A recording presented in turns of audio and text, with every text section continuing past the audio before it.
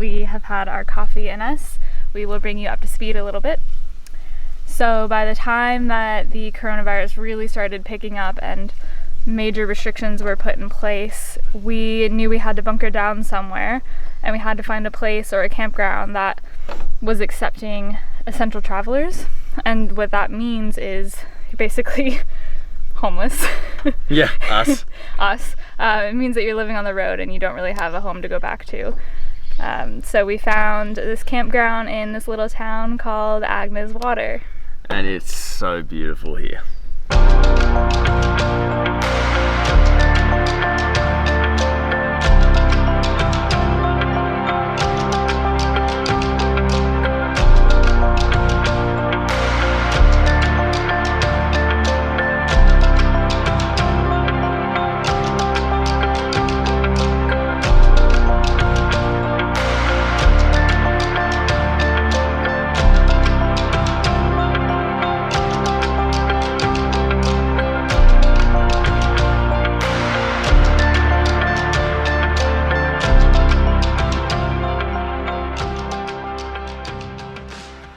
So we've been here about a month and a half. No, we don't know how long we've been here. I don't even know how long What we've is been here. time anyway? Like, who knows? We could have been here for a year. We could have been here for It a probably week. has been. We It's don't all know. the same. Been here for about 2.5 months now.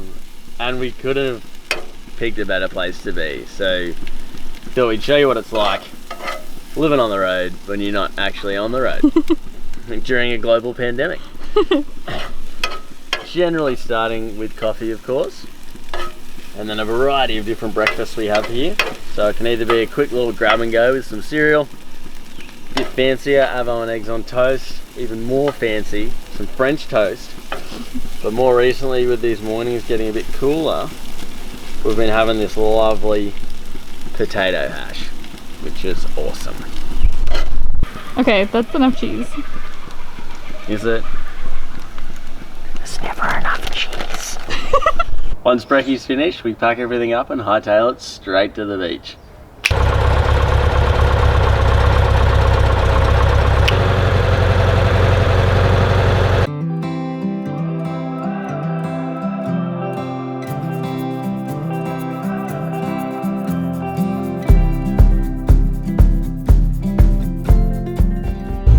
Ask them. They should know.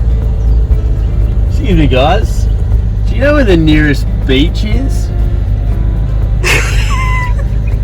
When we get to the beach and there's surf, you'll find us here.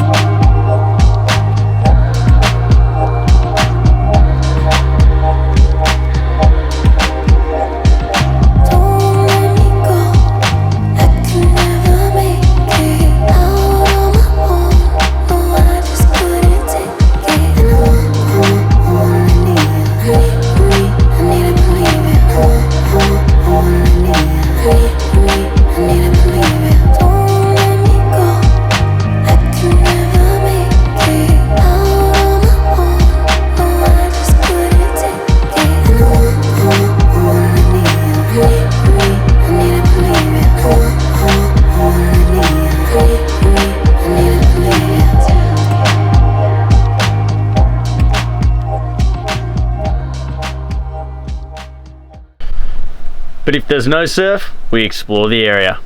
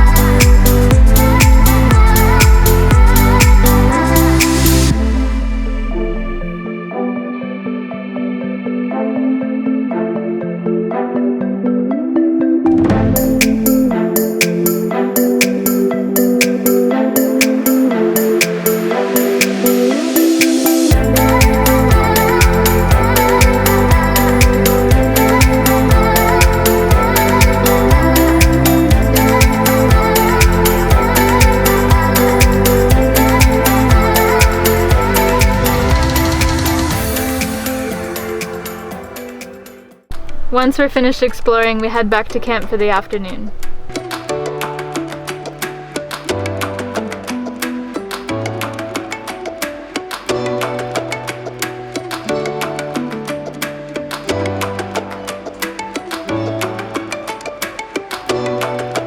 If we have enough energy when we get back, sometimes we will try to sneak in a little workout, maybe do some work on our laptops. But more often than not, we are absolutely knackered from surfing all day.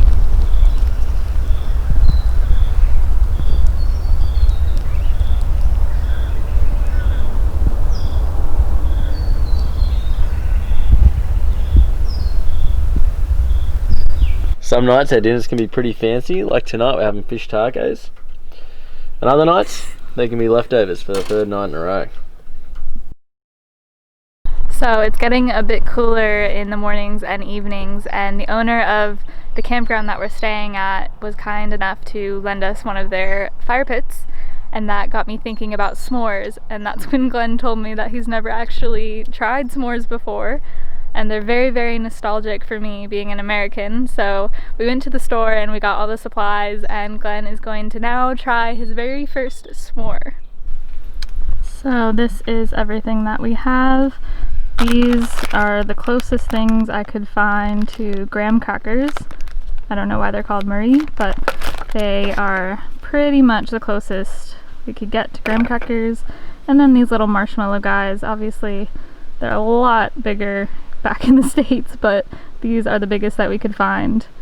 So we will see how that goes. And then we just got some dark chocolate to use as well.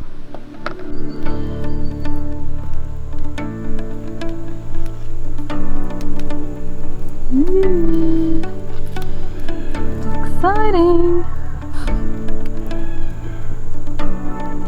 Alright. So like this. Yep, squeeze it on. Pull it through. Oh no. Oh, Oh no. you got enough in there? I think so. Oh yeah. Okay, go.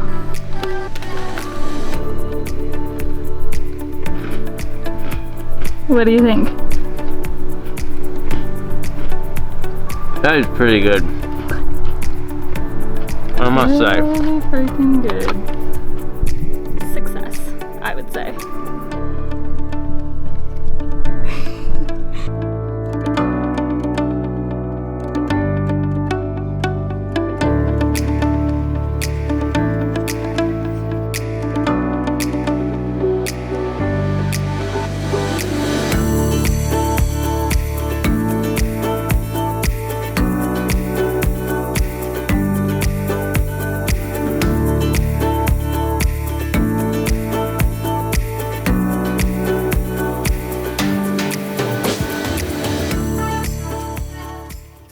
So we just found out that we are free to travel within the state of Queensland. That means that we can finally pick our trip back up. After two and a half months of staying still, we can now freely explore the rest of Queensland and continue our trip. Which is just so exciting. We cannot wait to hit the road again. As beautiful as this place has been and as much as we've loved it, we're keen to see more of Australia has to offer. So tune in next week for us exploring the Blackdown Tablelands.